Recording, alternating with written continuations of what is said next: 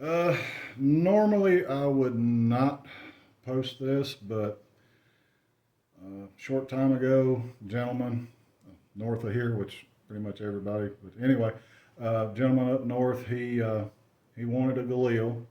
He had a family member that was in the IDF, and he'd always seen pictures and such, and he just thought, hey, he wanted a Galil in the family to pass down.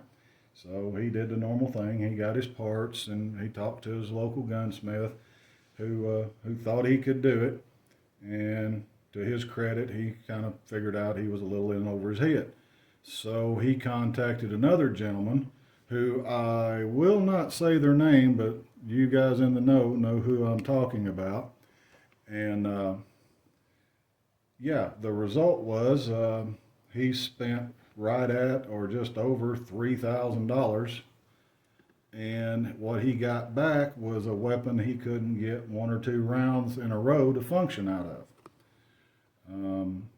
So he called me in kind of a SOS mode, and I said, "Fine, send it down. Let me just see what you got, and I'll try to see what I can do."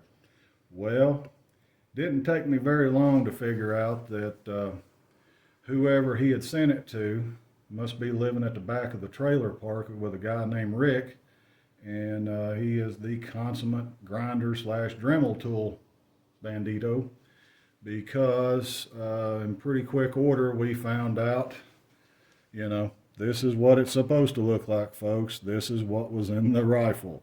Yeah, wonder why he's got some feed issues with that. But to help it along, we've got this chamber face here that is pretty much flatter than the top of my head, missing a little more than 90 degrees on that extractor notch, which of course it didn't need. But yeah, this thing wasn't feeding, and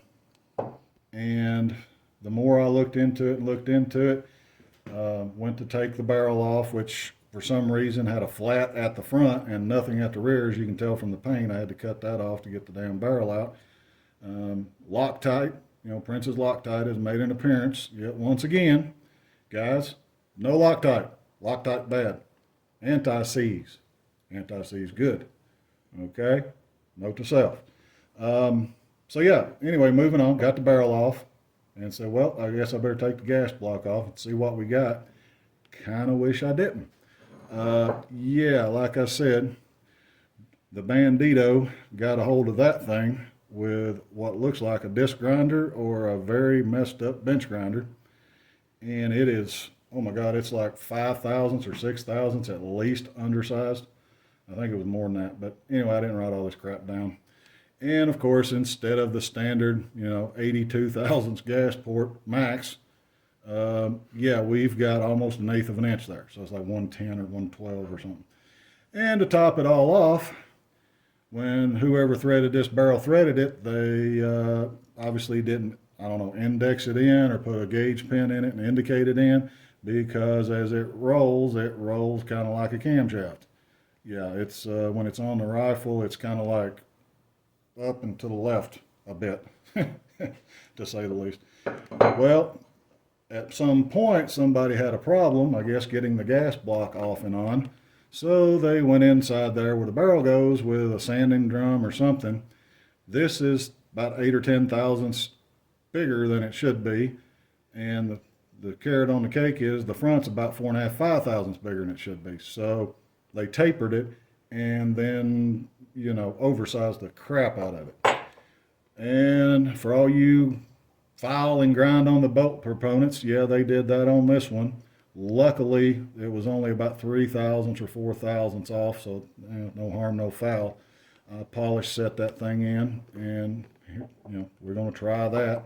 Seems to be okay. Again, no extractor sticking out. So guess what? No extractor on the new barrel. No cut. For all you guys who think that won't run, I'm fixing to disprove you of that, because I've got 40 rounds of Wolf loaded up in the gentleman's 2 magazines.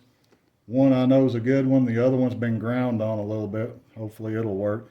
And, he complained about the front night sights flipping around, not working. This was somebody's bright idea of a spring for the front night sights. Looks like a piece of damn beer can or sheet metal, because we all know that's what they're supposed to look like. And when I put the new barrel on there, the new gas block on there, this thing's flopping around like a fish on a boat deck because, well, gee, oh, Dr. Grinder has made another appearance. So what we're going to do is I'm going to put this together. We're going to pause the video, and we're going to go out and we're going to try to put 40 rounds through this thing, and then we'll check and see what the groups look like. And yeah, hopefully it doesn't have an extractor notch, so hopefully it will run, is all I can say. All right, well, we relocated. We're out here kind of at my short shooting site.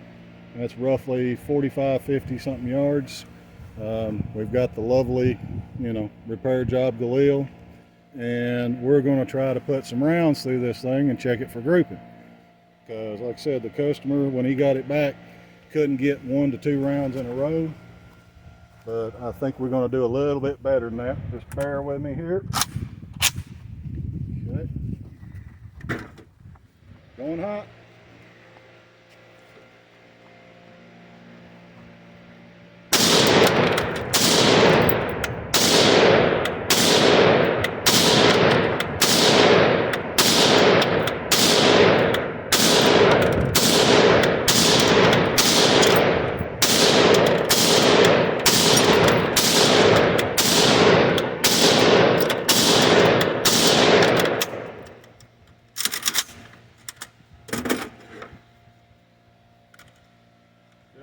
Try this steel mag that somebody ground on with a freaking grinder. See if it'll work. Shooting at the top target now.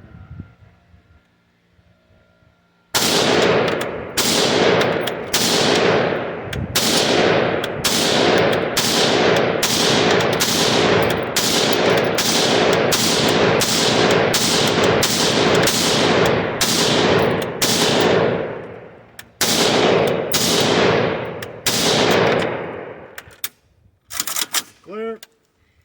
All right, kids. Basically, well, let me look through the scope here and see what we got. Yeah, too much coffee. Little spangly there on the grouping, but that was 40 rounds.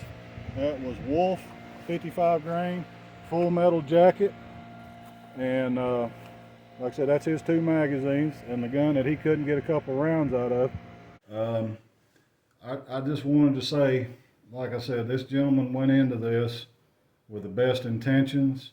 Like I said, he wanted this as kind of a family heirloom thing, and he damn sure paid for it, but he didn't get what he paid for.